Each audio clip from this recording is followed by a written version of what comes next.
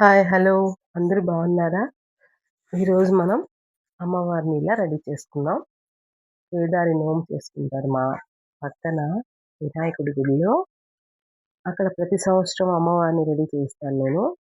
ఈ సంవత్సరం ఇలా రెడీ చేశాను. ఎలా ఉంది? చాలా బాగుంది గదా!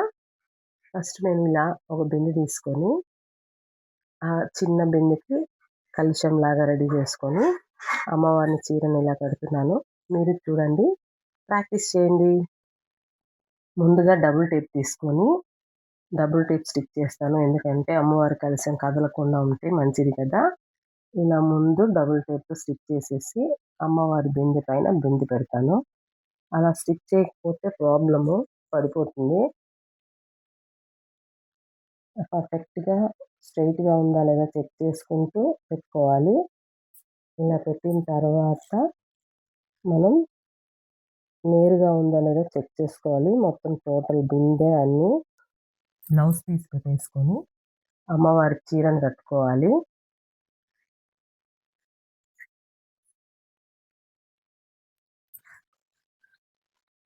ఈ చీరని ముందుగానే కుచ్చుళ్ళు వేసుకొని ఇలా బయటకు ఫ్రిల్లు పెట్టేసుకున్నాను నేను. ఇలా ముందుగానే కట్టేసుకోవచ్చు. కట్టేసిన తర్వాత ఒక దారాన్ని కట్టి పెట్టాను. ఇప్పుడు ఇలానే అమ్మవారి నడుముకి కట్టేసి సెట్ చేసుకుంటాను నేను.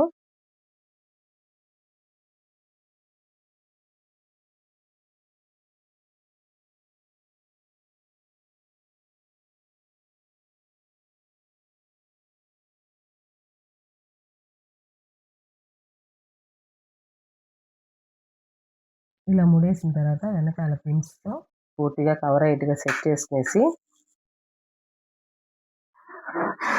ఇప్పుడు అమ్మవారికి పైట సర్దేసుకొని ఇలా నీట్‌గా పర్ఫెక్ట్‌గా సర్దుకొని నడుముకి మనం ఏదైనా వడ్డానం ఉంటే వడ్డానము లేదా చైన్‌తో అయినా అలంకరించుకోవచ్చు.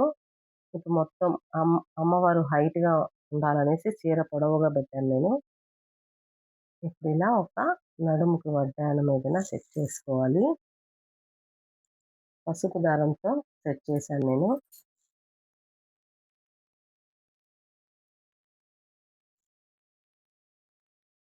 ఇలా కట్టేసుకున్న తర్వాత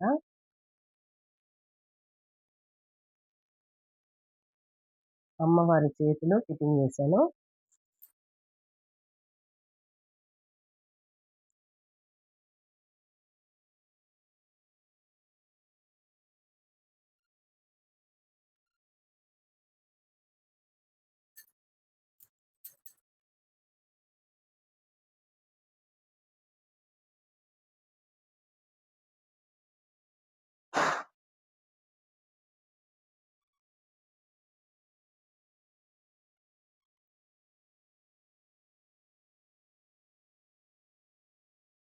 అది చాలా కష్టము కట్టడము. నిలబడటం లేదు. అట్లా సెట్ చేసి కట్టేసుకుందాం అనేసి ప్లాన్ చేశా.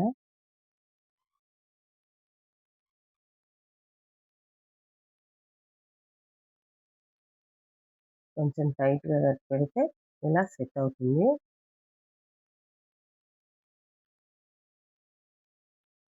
ఇప్పుడు మళ్ళీ డబుల్ టేప్ ఏసుకొని టెంకాయ పెట్టుకోవాలి. ఏదైనా డబుల్ టేప్ కంపల్సరీ కదలకుండా ఉండాలంటే.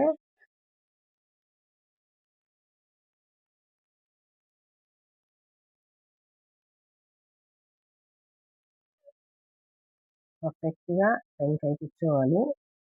స్ట్రెయిట్‌గా ఉండాలి. అది మాత్రం చూసుకోవాలి మనం.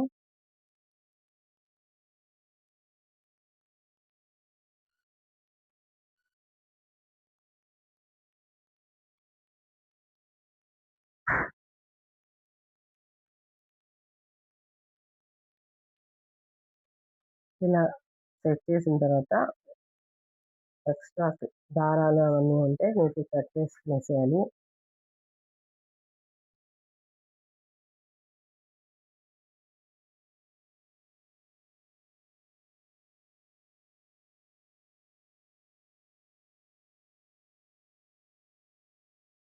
ఇప్పుడు అమ్మవారి ప్రతిమ గుళ్ళో వాళ్ళే ఇచ్చారు ఈ ఫేస్‌ని.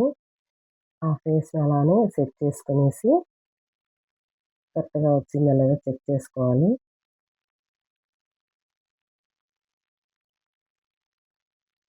తర్వాత మన దగ్గర ఉన్న జ్యువెలరీస్‌తోనే అమ్మవారికి సెట్ చేసుకున్నాను నేను. అన్నీ ఇంట్లోటివే తీసుకెళ్ళాను.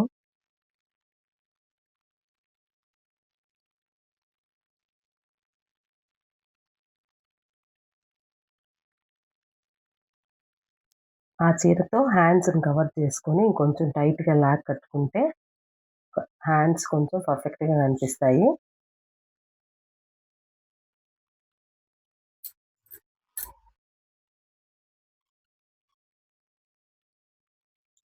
ఇలా ఒక్కొక్క చైన్‌ని కరెక్ట్‌గా పర్ఫెక్ట్‌గా సెట్ చేసుకుంటూ పసుపు దారం వేసి వెనకాల కొంచెం లూజ్‌గుంటే కట్టేసాను.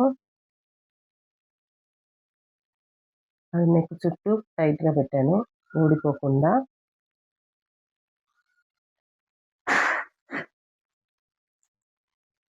పర్ఫెక్ట్‌గా వచ్చిందో లేదో చెక్ చేసుకుంటూ చేస్తాను నేనేది చేసినా. నేనిది లక్ష్మీదేవికని కొనిపెట్టుకున్న హారాలనమాట. ఇప్పుడు నేనన్నీ అమ్మవారికి ఇంట్లో నగలు వేస్తున్నాను. ఇవి లక్ష్మీదేవికనే కొన్నాను. ఇప్పుడు ఇలా గుళ్ళో వేస్తున్నాను. అలవాటైన నగలివి అమ్మవారికేసినటివి.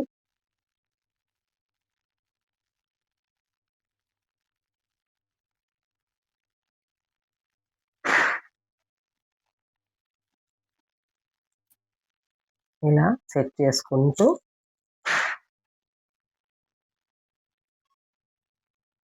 ఇది వెంకటేశ్వర స్వామి ముత్యాల హారము.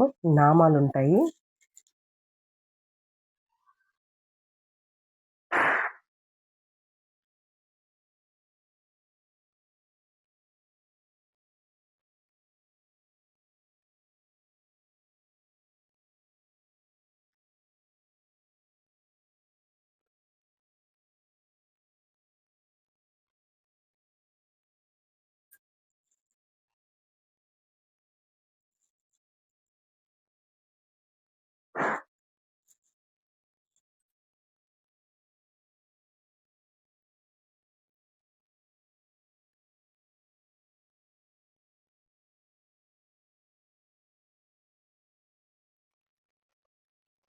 చంపసరాలు, మాటీలు అన్నీ రెడీ చేశాను.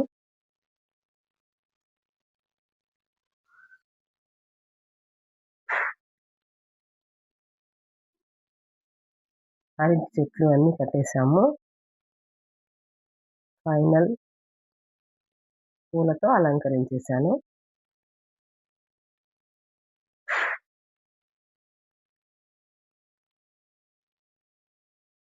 ఫైనల్‌గా ఎలా వచ్చింది అమ్మవారు చెప్పండి? ఇలా వేస్తే పూలు మొత్తం కనపడటం లేదు. అందుకని కొంచెం డిఫరెంట్‌గా చేయాలని ఆలోచించాను. ఇప్పుడేం చేయాలి అంటే కొంచెం తీసి అరటి చెట్టులోకి సెట్ చేశాను. పూలు మొత్తం బాగా కనిపిస్తూ ఉంది. క్లియర్‌గాను ఉంది. దండిగా పూలు కనిపిస్తూ అమ్మవారికి అందంగా కనిపిస్తుంది.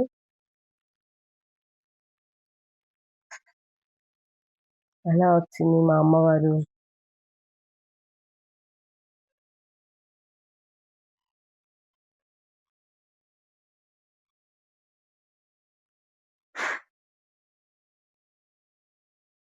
ఆ చేతులు అలా పైకి రావడానికి ఒక బిందె పెట్టి అమ్మవారికి నడుం పైన డబుల్ టేపేసాను.